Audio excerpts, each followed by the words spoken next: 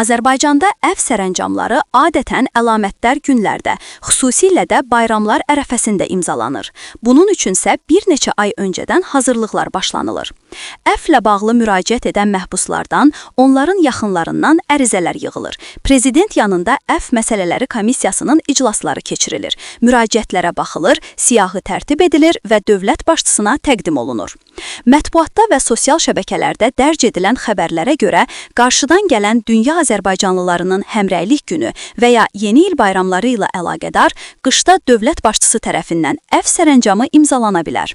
Hazırda bir çox insan tərəfindən əfvi arzulanan tanınmış simalardan biri də meyxanaçı Rəşad Əmirovdur. Dağlı.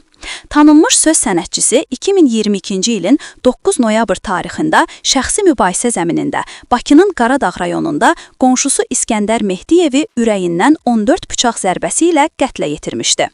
Rəşad Dağlı Bakı Ağır Cinayətlər Məhkəməsinin hökmünə əsasən 9 il 6 ay azadlıqdan məhrum olunub. Əfv etmə haqqında əsasnaməyə əsasən əf sərəncamı bir qayda olaraq məhkumların aşağıdakı vəziyyətlərinə görə verilə bilər. 8.2.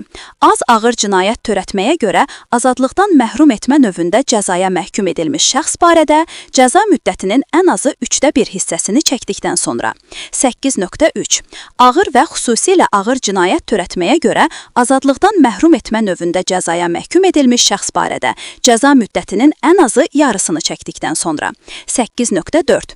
Ömürlük azadlıqdan məhrum etmə növündə cəzaya məhkum edilmiş şəxs barədə cəzanın 10 il müddətini çəkdikdən sonra. 8.5. Məhkumluğun götürülməsi barədə məhkum olunmuş şəxs cəzanı çəkdikdən sonra. Qanunvericilikdə də öz əksini tapdığı kimi meyxanaçı Rəşad Dağlı ona verilmiş həbs cəzasının ən az 2/1-ni çəkməlidir. Hazırda onunla bağlı məhkəmə hökmünün verilməsindən 2 il 3 ay ötüb. Bu isə o deməkdir ki, gözlənilən əf sərəncamı tanınmış meyxanaçıya şamil olunmayacaq.